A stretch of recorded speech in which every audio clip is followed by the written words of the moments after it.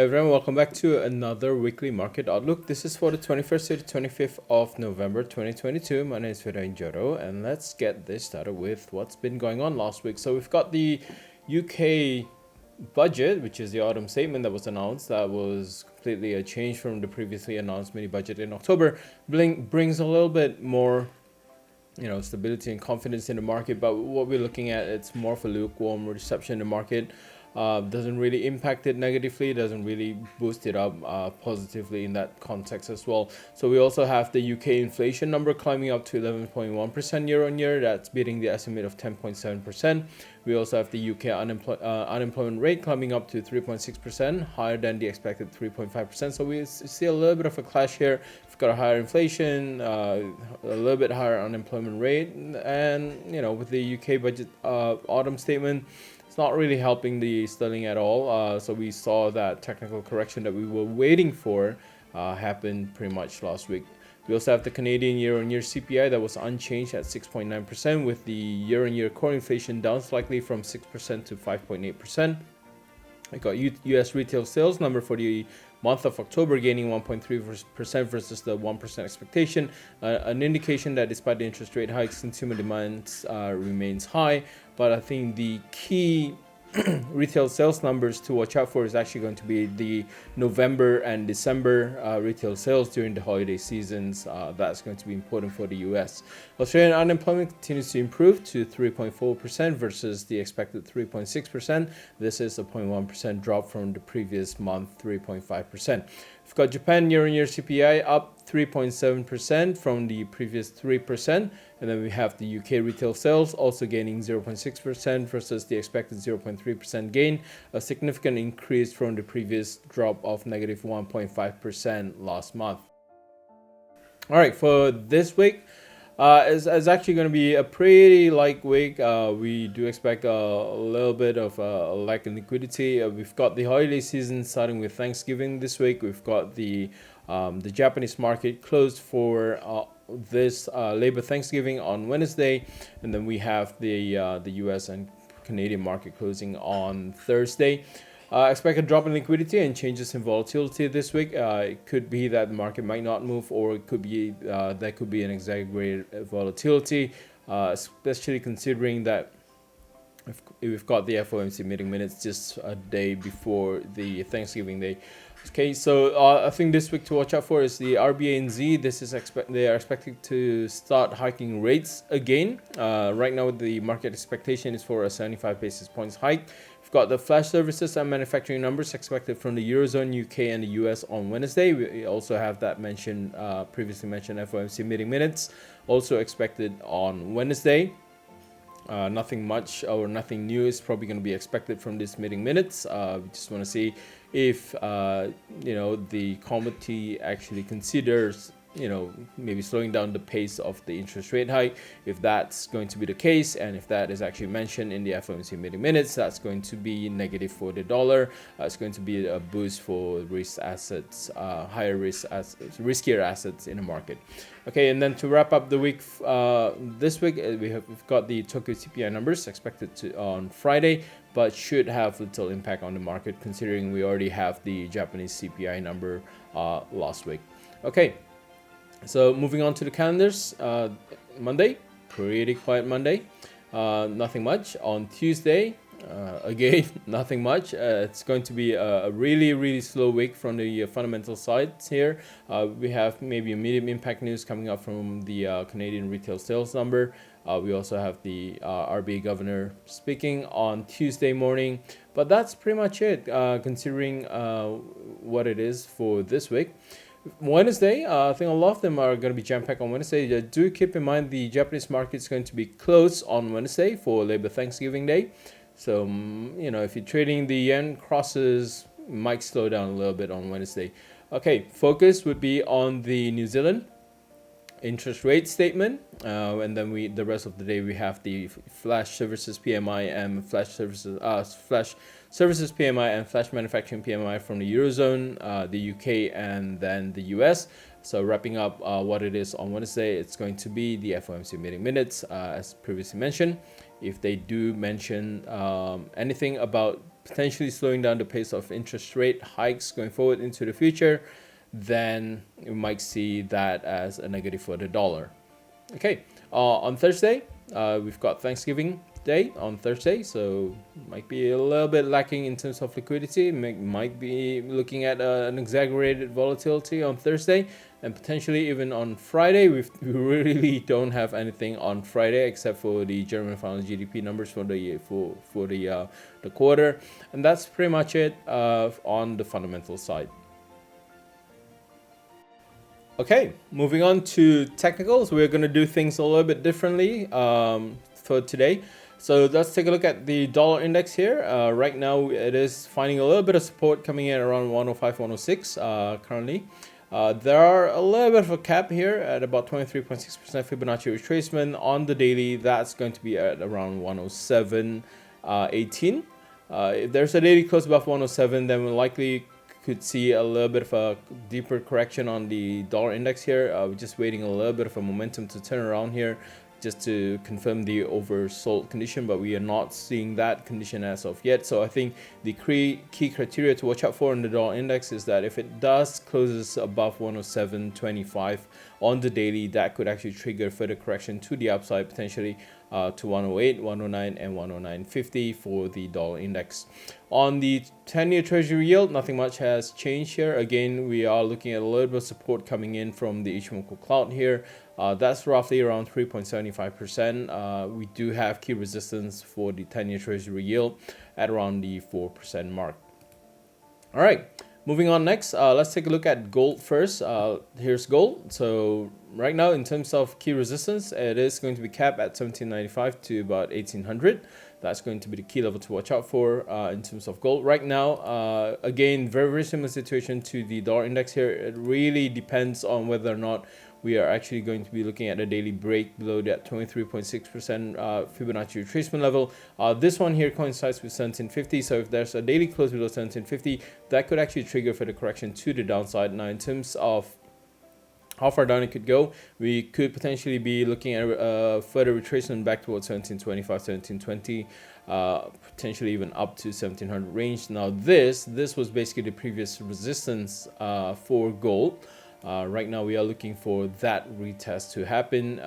Again, the requirement here is that we need to see a break below 1750 for this to actually be triggered on the daily scale. Right. Next up, let's take a look at the pound USD first, right, to shake things up a little bit. So here's the GBP USD. We have that key resistance at 1.2. Right now we are anticipating a little bit of a correction to happen here. I know it seems big, huge drop here in terms of range. This range, it's kind of exaggerated a little bit post CPI, post US CPI numbers. So this is actually pretty normal. I think we were looking for that correction to happen last week, and we already saw that correction on a small time frame. On the bigger time frame, though, again, we need to see a break below a confirmed close below 1.18 for any correction to be triggered. Right now, in terms of how far that correction is going to be, we are looking at a potential pullback towards 1.17, 1.1650. That's going to be the first support to watch out for on the pound USD. Now this is on the daily time frame. If we take a look at the pound USD on the hourly time frame, this one here is a little bit flat right now. If you take a look at the whole movement on the hourly time frame, this is actually going to be on a small scale. In terms of whether it is actually moving within a normal correctional level, it is actually within a normal correctional level. We might see that push lower towards that 1.18. Again, just like what we mentioned on the daily, we need a confirmed daily close below 1.18. If we don't see that confirmed daily close below 1.18, then we do expect price to actually bounce back up a little bit. So intraday traders might want to pay closer attention to 1.18. If there's no break below 1.18, then we might actually see the market that actually trades within the range, and that range is going to be between 1.18 to 1.19. Ultimately, intraday wise, if we're looking at the major resistance to watch out for is actually going to be 1.1950. All right, moving up next, we have the Euro USD. Again, with the Euro USD, very similar situation here. we are looking for a little bit of a pullback lower on the Euro USD. First support that you are going to be watching out for is actually going to be 1.0250.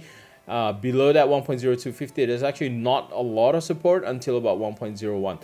Now, in terms of whether that correction is within a normal correctional level, it is actually within a normal correctional level. We're looking at around 38.2%, 50% retracement on that rally post CPI numbers. Okay, so what the market is doing right now, it's technically still sound, it's technically still correct. In terms of the changes on the underlying trend, I don't think there's actually going to be a huge impact on in terms of pound USD and the Euro USD. We are already looking at that transition. We have transitioned above the Ishimoku cloud. This is the first time since the 14th of February, I believe, for the Euro USD. So right now, our technical correction is actually pretty normal, and that's actually what we're going to be looking out for.